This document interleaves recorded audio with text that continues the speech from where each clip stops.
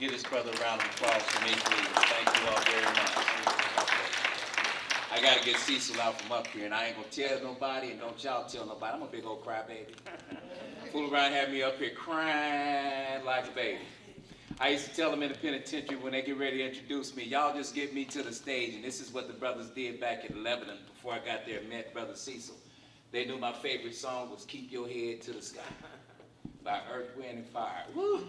Let me leave that alone. And so when I got ready to speak, because we got to do everything according to the time in the penitentiary, because you can't mess up captain's time. You can't mess up count time. And we were perfectionists when it came to programming. Street guests, anybody that got a microphone when they came to that penitentiary, you get your 10 minutes and you done. We do that one time, and if we do it twice, we're going to come and get you, so everybody knew. So we got this tight agenda. Next thing I know, I'm getting ready to speak, and these brothers get up to go sing again. Well, we don't have another singing spot. Ain't supposed to sing no more. And then they start playing. Keep your head to the sky. And I'm sitting there crying like a baby. So to keep me from crying like a baby, one thing that I'm glad to have all of you all here for, because y'all get to see what I do. And having spoken in schools from Alaska to Florida, to Connecticut to California, I have worked with over 4,000 children in this country. And in the front of this book, you will see a lot of the references. As good as I am, I should not be doing anything other than working with children.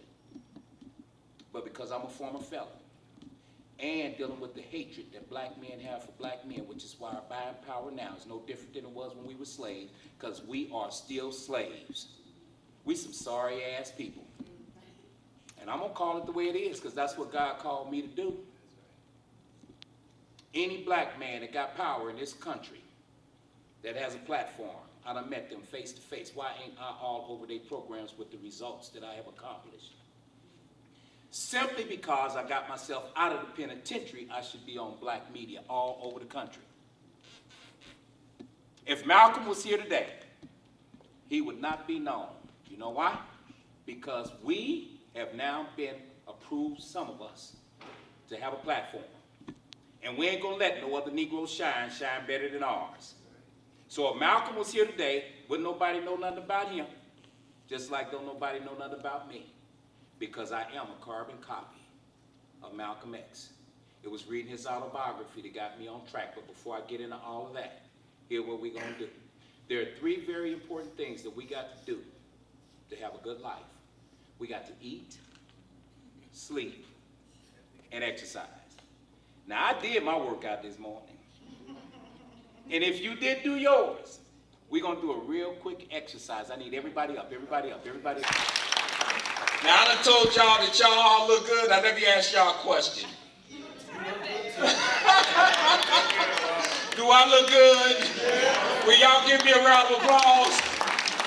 Now, watch this. If y'all don't think I look good, guess what? Somebody say what? I know I look good. I look so good, I went to bed dressed just like this last night. I got up this morning and I looked in the mirror and I said, damn, you look good. And I'm going to step it off just like this. When you look good, you do what? Feel good. Your attitude will determine your altitude. Your attitude will determine whether you win or whether you lose. When we was in the penitentiary, sentenced 84 to 216 years, first thing I got to do is fix this up here. The body can't go where the mind hasn't gone first. Your attitude will determine whether you go up or whether you go down. Your attitude will determine whether you win or whether you lose. Who gonna take care of my mama? It's in the book. Who gonna take care of my mama? My dad died the second year I was in the penitentiary. My oldest brother got stabbed to death at age 24. My baby brother went to jail at age 17 and did 28 years. Who gonna take care of my mama? So I don't care how much time you give me. I'm going to take my mind off my misery and put it on my victory. Everybody repeat after me. I will take my mind off of my misery and put it on my victory. Talking about my mom and dad, we had a beautiful home when I was growing up. I was born in the 50s. I've been 28 for the last 30 years. Do I look good? Will y'all give me another round of applause? Now, y'all got to know I got that from somebody. My mom ain't never lived a day over 32. Even when she had dementia, I said, Mama, how old are you? 30. Ma, you 82. She never let it go, bless her heart. But that's where I got that one from. My dad had only one rule in our house. Whatever you do, don't you never disrespect your mama. My daddy worked 2 jobs. He worked in the morning, come home in the evening. We know his car's gonna pull up at 3:45. We would say our blessing about 10 till 4. We have dinner. We're washing those dishes at about 4:20. My mother would kick us out of the house. We go back outside and play. When those street lights come on, my oldest brother was in the bathtub at 8:30. I was in the bathtub at 8:45, and the baby brother was in the bathtub by 9:15. We were in bed by 9:30. My mother would make us read 1 hour every day. Every day. My mother taught us the continents. She taught us the capital of each state in each state. But my father had only one rule because he was a hard-working man. Whatever you do, don't never disrespect your mama. Don't never let your mama call me at work telling me you done acted a fool. We were the first family in our neighborhood to have a color television. Back then, you only had 3 stations. You had NBC, CBS, and ABC. Which one was the first one to have color TV? Anybody remember? NBC. All the children used to come over to our house to watch Batman. Batman, da, da, da. And I was a big Bugs Bunny fan. Overtures, curtain lights, this is it, we hit the heights. Oh, what heights we'll hit. On with the show, this is it. Will y'all give me another round of applause, please?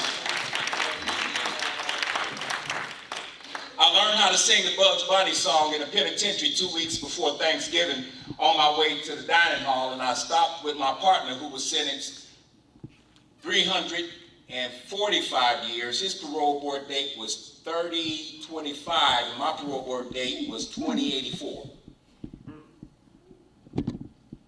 We got the most time in the penitentiary. So we partners, we bond. Because you know, we don't want to be around guys going home that don't even have the McDonald's out of their system. It's not in their best interest to be around us. So on my way to the dining hall, I walk by his cell, and you never look at another man's cell, but my partner doesn't walk out of his cell. So I happened to glance in his cell, and he had hung himself. So I went down and told the officers. Came up and put the yellow tape up. Big Smitty, you can go to child, no, our pass. Captain, shift commander, major, all come up. Big Smitty, everything okay? Yes, they did their investigation. When they went to cut him down, went in there and grabbed him. He had defecated on himself, urinated on himself. He had vomited. It was like he collected. The veins had protruded. His eyes were big. The odor was horrible. I laid him on the gurney, closed his eyes, pulled the sheet over his head. And Brother Cecil, you know they got that line in prison that we can't never cross.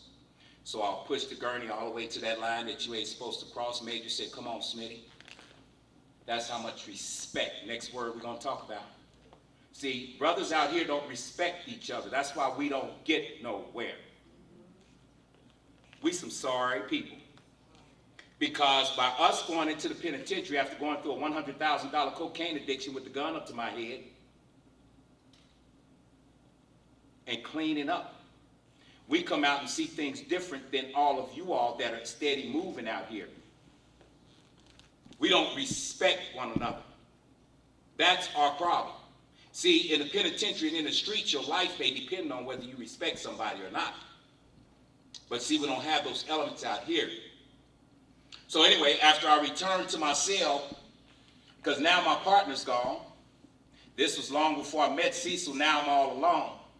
Because we both had vowed that we would not commit suicide, because who want to do all this time? See, we talk about those things. The hell with that. I'm not doing all this time. And one of the discussions that we had was, think about your great-great-great-grandfather who came over here as a slave.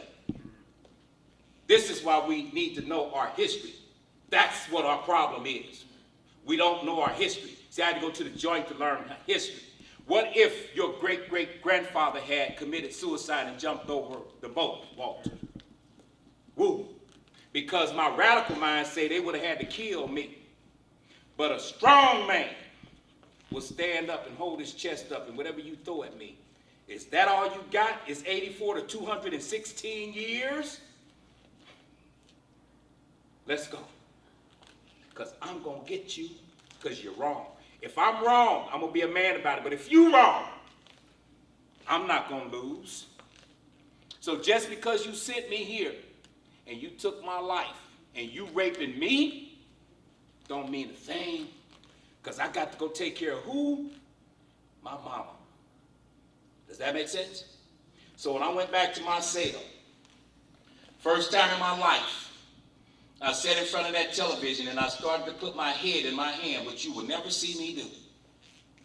Always gonna hold my head up high like my great-great-grandfather who came over here as a slave. And when I got ready to put my head in my hand, I turned on the TV.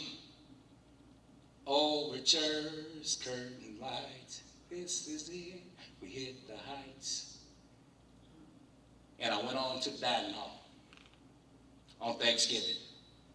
And I stood up in the middle of that dining hall. Because you know if you do something like that to bring too much attention to yourself, you can go to the hole. Am I right about it? And on Thanksgiving Day, because Thanksgiving is the time that most suicides are committed in prison. So not only do I have to be strong for my people, I got to be strong for all these brothers who are thinking about taking themselves out like my best friend did in the penitentiary. And I stood up in the middle of that dining hall and just started singing that song. So y'all give me another round of applause for singing the Bugs Bunny song.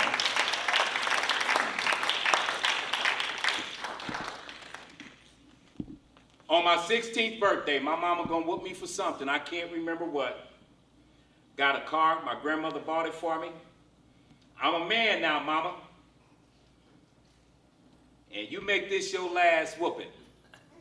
My mama said, boy, you bring your behind here and don't you never tell me what I'm not gonna do to you. That ain't the worst part. What did my mama do? She got on the telephone and who did she call? And what's my daddy's only rule? Whatever you do, don't you disrespect your mama. It's in the book. So my mama said, telephone. I get on the phone. You tell your mama you a man today? Yes, sir, I did. I'm whooping your punk ass when I get home, son. Now watch what we used to do as children. When Dad would say he's gonna whoop us, we go to bed, pull the cover over our head, and go to sleep. We hear Dad coming up those steps and we start playing like we snoring. Well, my dad was a big old cream puff, 6'4", 275 pounds, played semi-pro football. Had a big old heart. He ain't gonna whoop his babies. We call Mom Sergeant Mom, 5'2", 115, always talking about she fat. On this occasion now, I'm out here selling drugs, got my own car, I'm a dope dealer, pocket full of money, done quit the football team, don't care what nobody say, told Mom I'm a man now. Dad said he gonna whoop me. I went to bed, pulled that coat over my head and went to sleep. And I really went to sleep this time because I'd been smoking a little weed earlier, right? Something hit me upside my head. I thought I was dreaming. He hit me again. I jumped up and threw my hands up. He hit me again. I went down. And when I was laying there, I said to myself, I think I can whoop his big ass. No. I'm gonna lay right here. Will somebody count to 10? 1, 2, 3, 10. I am not gonna get up and fight my dad. Never swung on my father, can't tell that lie. But I had a wonderful, loving family. Speed this thing up a little bit because I know y'all want to eat and get out of here and go do some other stuff. Got busted selling drugs. Got pulled over, some parking violations. My mother wanted me to go to college. I'm doing good, making money. The largest heroin bust in Kansas City, Missouri history, 1972 on World News was one of my uncles. Very, very sophisticated heroin organization. I was intrigued by that. See, wasn't nobody giving me enough history to study. So you are going to pick up something. And if we keep putting stuff at our babies, they won't pick up on the wrong thing. Not all of the time. Some of the time they will. So I'm driving down the street one day, got pulled over, some parking tickets, took me in and paid the tickets, getting ready to go. The detective came over and said, Mr. Smith, step over to this room with me. Went over to the room, laid that folder on the table, slid it to me, opened it up, and said, you know anything about these 4 dope houses right here? Sir, I don't know nothing about damn one of them. Well, all 4 of them yours, ain't they? Sir, I don't know nothing about damn one of them. My dad always told me, always look another man in the eye, son, you ain't got to lie to nobody. Mr. Smith, you know anything about them 4 dope houses? That sweat ran down my back because 2 of them were my dope houses, my mother's house and my personal house. Me and my partner rode. They said, we're going to let you walk out of here, and when you do, you got a deal. We're going to give you a deal. Either you're going to handle what we got for you, you're going to get out of Dodge. So that's when I moved to Columbus, Ohio. I promised my mother I'd never sell drugs again. Got to Columbus, Ohio, hooked up with a very sophisticated organization. I ended up turning the guy into a lieutenant. I was a lieutenant and he was the captain. I insulated him well. We had a house down in Atlanta, so we get the 2 cars that we fixed up, because my thing is cars is in the cars and everything. Then we fixed the cars up to bring the 2 bales back up from Florida. So we take the 2 cars with the Ohio tags down in Atlanta, get the 2 cars with the Georgia tags, go down to Florida, break the 2 tons or the 2 bales of marijuana, bring the 200-pound bags back up, 100 in each car. I'm moving 25 pounds of marijuana a week and 5 pounds of cocaine. Everything go up, must do what? Come down. Let me test this half a gram of cocaine. I got a market for marijuana. Want to sell more cocaine because that's where the money's at. It's all in the book. All this money's burning a hole in my pocket. Let me test this gram. Let me test this 16th. Been on this pipe for 4 days now. Have any of you ever heard those advertisements on the radio? They got them on radio now. If you or someone you know has a serious drug or alcohol problem, please give us a call. Well, I done went through a $100,000 cocaine addiction. I pick up the telephone and I call him. He said, Mr. Smith, can we help you? Yes. Do you have a problem? Yes. What kind of problem do you have, Mr. Smith? Is it drugs or is it alcohol? I have a drug problem. What kind of drugs do you use, Mr. Smith? I use cocaine. When was the last time you used? I just got through. Well, Mr. Smith, how much is your drug problem? $500 a day. Mr. Smith, if you quit getting high for 10 days, guess how much money you'd have? Bitch. If I could quit getting high for 10 days, I wouldn't need your punk ass. It's in the book. Looked at my dog over here. Went and picked up that 357. I'm out of here. My dog looked at me. Are you all right? Hell no, I ain't all right. Are you all right? I ain't ate in 4 days. I ain't ate in 4 days either. What you gonna do? I'm out of here. I can't take this no more. I just got off the phone. You gotta have insurance to get drug treatment. Or you gotta have $5,000. I tried to stop, I can't stop. Spell dog backwards, what do you come up with? God, when he wants you, he's gonna get you. And when I looked in that dog's eyes, that's what he said to me. Come on, man. If something happened to you, who in the hell gonna feed me? Took that gun down. Best thing ever happened to me in my life. Did a whole bunch of armed robberies. That last one, dude wouldn't give me the money. True story, it's in the book. Went into a filling station a couple weeks before, guy pulled a pistol on me. I said, it's a robbery, give me the money. He got the pistol right there, I'm way over here, he got the pistol right there. I wanted him to shoot because I'm suicidal, I'm tired of living. I'm done. He wouldn't shoot. So I walked toward him and said, give me the gun. What did he do? I would have shot the hell out of him. What did he do? He gave me the gun. Now I got a gun. This is a robbery. $150. Was it worth it? Absolutely not. 2 weeks later, took the clip out the gun. I don't know nothing about guns. I don't want to kill nobody. I just want some more cocaine. Walked into the next station. This is a robbery. Give me the money. He said, no. Give me the money. He said, no. There's no clip in the gun. I tried to open the register. Couldn't open it. I'm sweating profusely. Said, well, maybe I better leave. And on the way back to the car, I said, this is it. I can't do it no more. My high was gone. My car is right there. And there's another street behind Marvin. So as I'm walking to get in the car, my car's right there. I walked across the street and the police car spotlight hit me.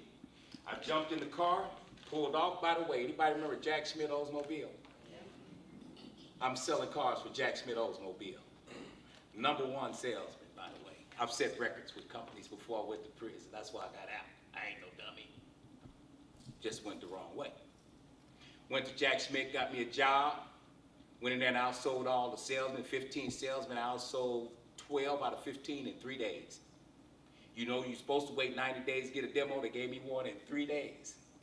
The next 2 weeks, cashed that check, I outsold all but one salesman, and I'm gonna get his ass before too long because I need the money for more cocaine, right? So I'm driving a midnight blue Cutlass Supreme with the T-top, with the velour seat, stereo, brand new company car. Get in the car, took that pistol, threw it under about 4 cars, pulled off, that police car wheeled in on top of me, jumped out with the riot gun, shaking like a leaf. Said, you get down on the ground. Now all these other cop cars have come. One officer got his foot on my neck, one on my ankle, one on my wrist. If you move one muscle, we'll blow your brains out. Then they said, get on your knees, put your hands on your head. I kept laying there, get on your knees, put your hands on your head. You just said if I move a muscle, you're going to shoot me, so I'm going to lay right here. Because if you want me to get up, you're going to get me up. See, they were shooting us then, am I right or wrong? Best thing ever happened to me in my life. How fast can y'all get them handcuffs on me? And then when they put me in the car, because I was a lot bigger then than I am now, actually, I just got in shape. Do I look good? Will y'all give me a round of applause? That's just a joke, just having fun with y'all, all right? But anyway, then I was real thick, and, you know, trying to put them, you know, they had put the cuffs on, so I told the officers when they pulled off, I don't have nothing bad to say about police. I said, these cuffs are hurting, can you take them and put them in front? And as they were doing it, they said, don't we know you? Yes, we trained in the same gym. Man, what have you done? Couldn't say nothing. So now I'm in the joint, getting ready to close. Start going to programs. It was rumored in our penitentiary, if you walked around with a book in your hand, staff wouldn't say nothing to you. So everybody walked around with books in their hands. What I found out when I got out, that was the warden's plan. Because if I got a book, what am I going to do with it? Reading will teach you anything you want to know. Take you any place you want to go. 80% of what we learn from what we see. We only learn 20% from what we hear. 70% of the time, the baby's going to do what we do. So the babies don't read, damn it, because we don't read.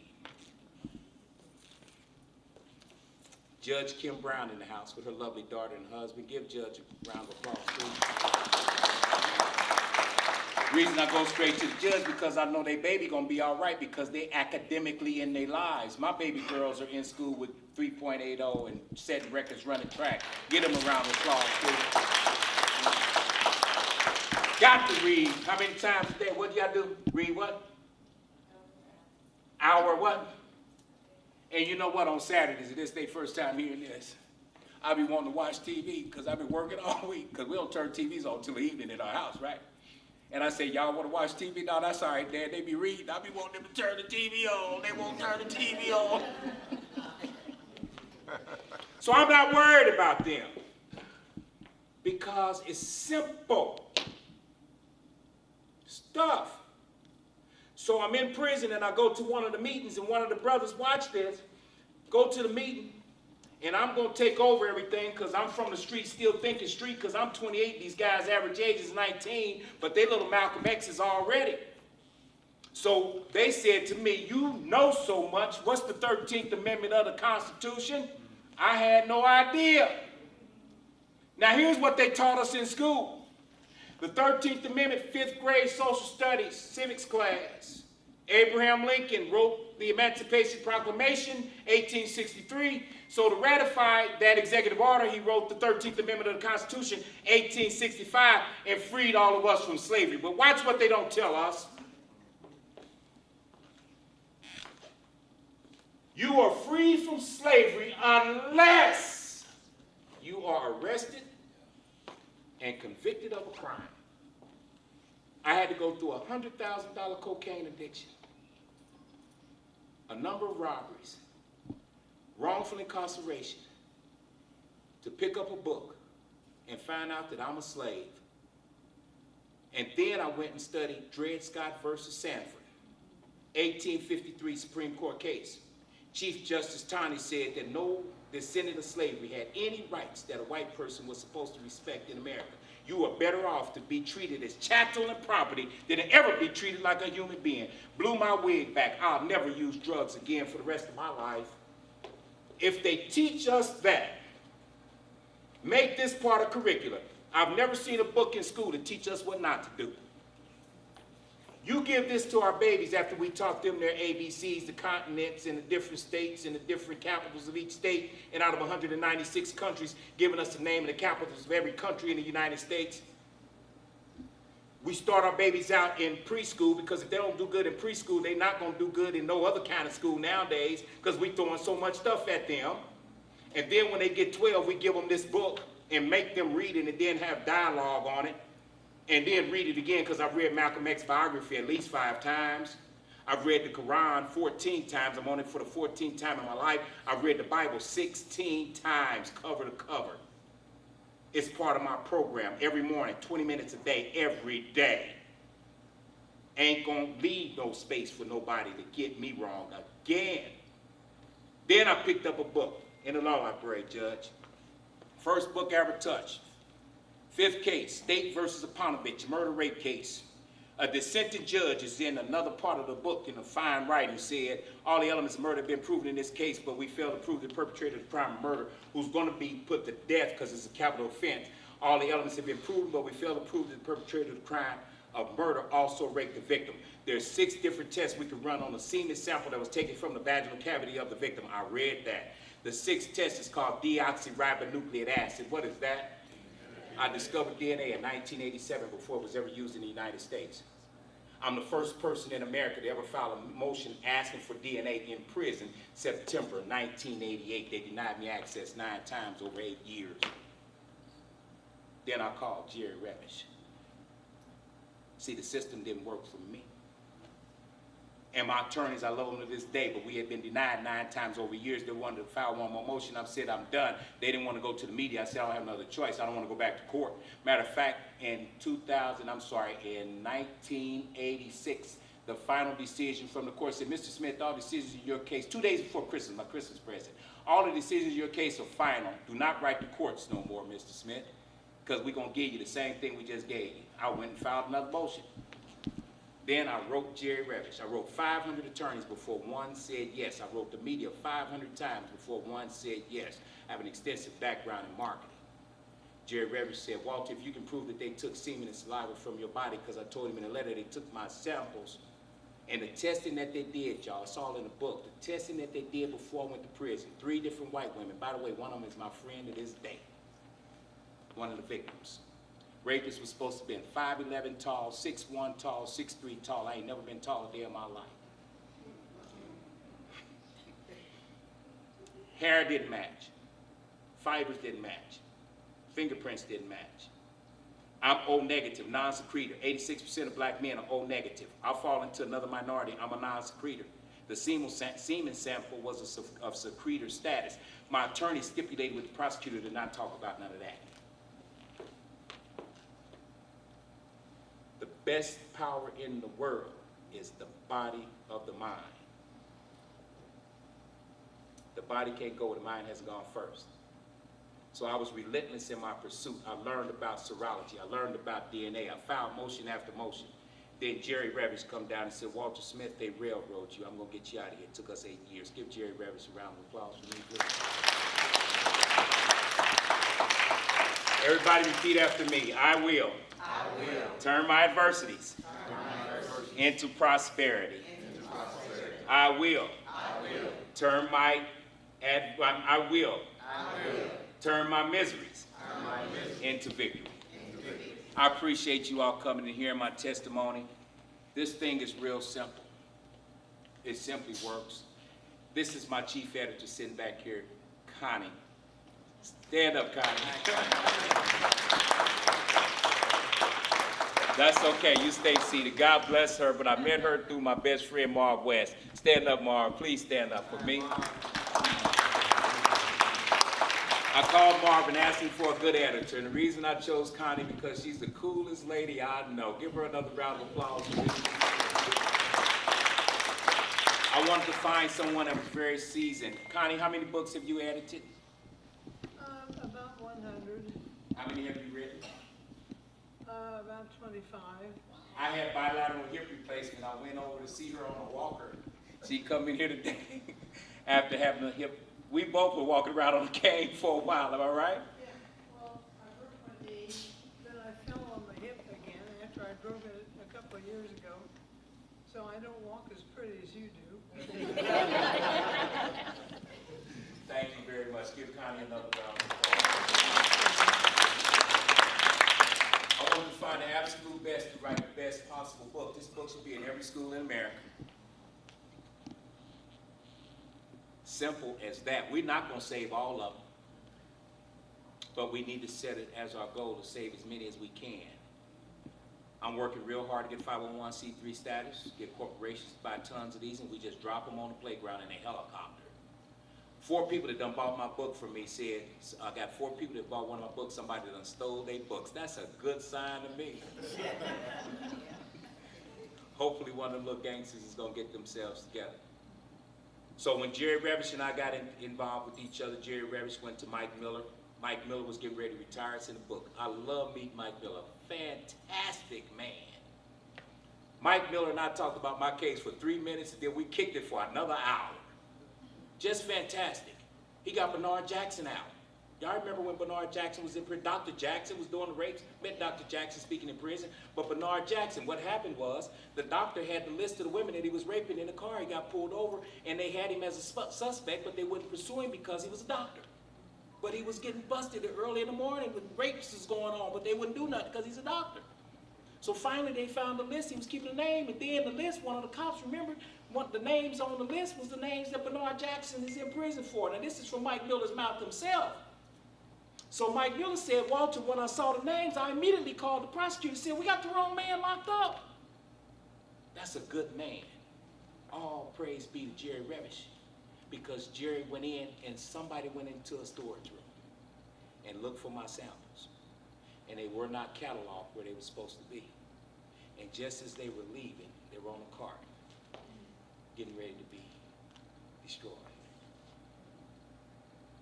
I'm a strong believer in God. And I know God has a finger on me. The few words that I selected were for entertaining purposes only. My vocabulary is far too expensive to use. It's too extensive to use to use profanity. I'm tired. I did the same thing Malcolm did. Went into prison and studied. And I keep on reading. We have to start a reading revolution. From the 6th to the 8th grade, only 11% of black males read at grade level. Sad. 2.7 million people locked up in prison. Black men represent 50% of that. And if that's the case, we only represent less than 6% of the national population. And if we're not reading on a better level than that, white males from the 6th grade to the 8th grade, 47% of them read at grade level. They got a fighting chance at 50%. We're done if we don't turn this thing around. When things go wrong, as they sometimes will, when the road you're drudging seem all uphill, when your funds are low, your debts are high, when you want to smile, but you have to cry. When your cash is pressing you down a bit, rest if you must, but never quit. God bless each and every one of you. Thank you all for supporting.